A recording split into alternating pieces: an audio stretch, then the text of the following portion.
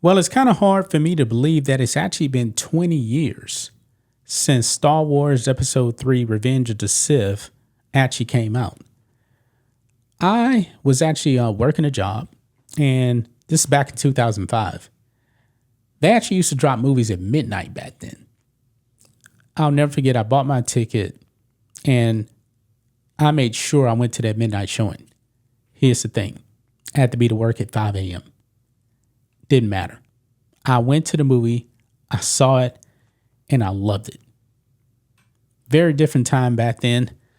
Now they actually have like pretty much movies that come out earlier, like all day.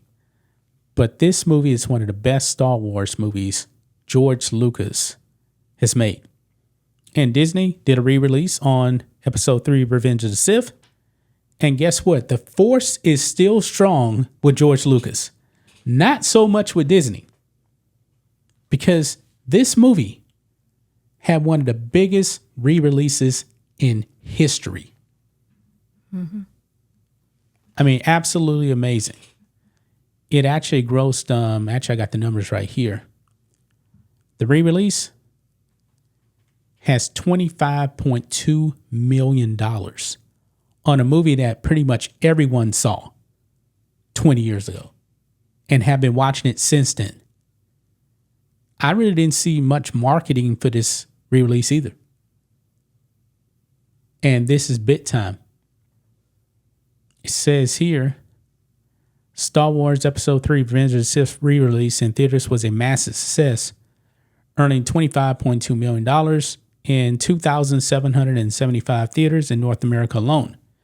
That was enough to debut in the second spot in this weekend's domestic box office chart. It was number 2. Wow. Star Wars Episode 3 Revenge of the Sith's box office last week was enough to make it one of the top grossing re-releases in history, behind Star Wars A New Hope.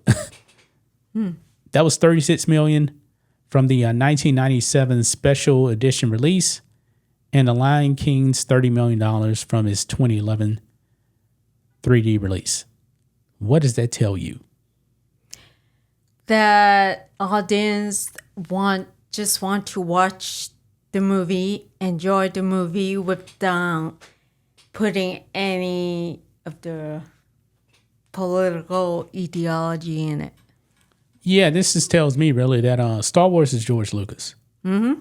Without George Lucas, Star Wars is struggling.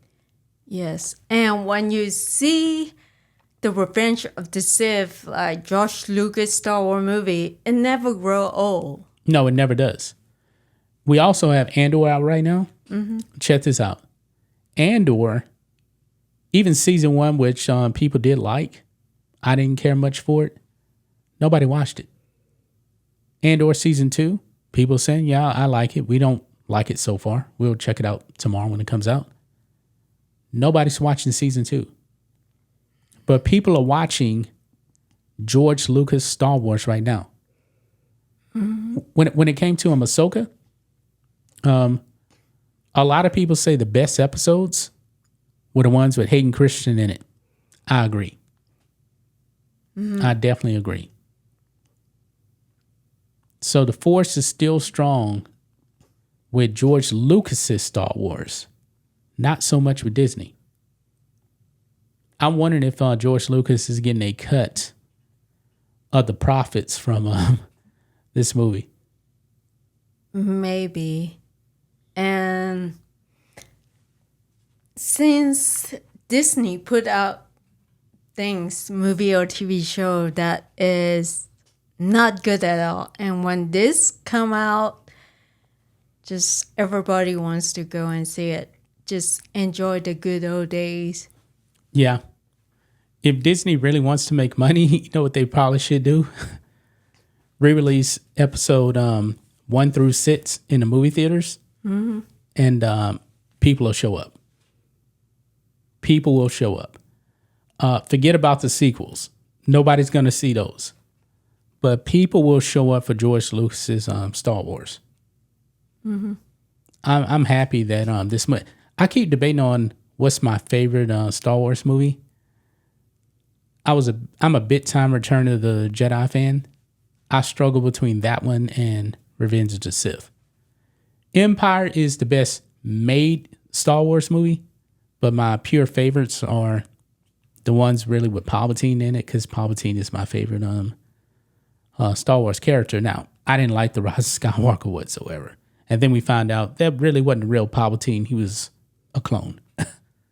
So, Well, I do like Revenge of the Sith, especially the fighting scene. It's just more emotion than the fighting scene, the Disney fighting scene. yeah, the Disney fighting scenes are awful. Actually, the opening battle of Revenge of the Sith, I was blown away about how good it looked. You know, the battle over Coruscant, it looked amazing. Yeah. It really, really did look amazing.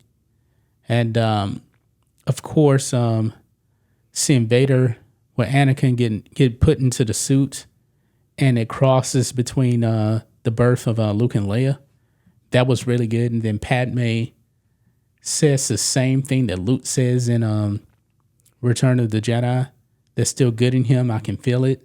That was so good. I'm glad that George actually brought that back for Revenge of the Sith.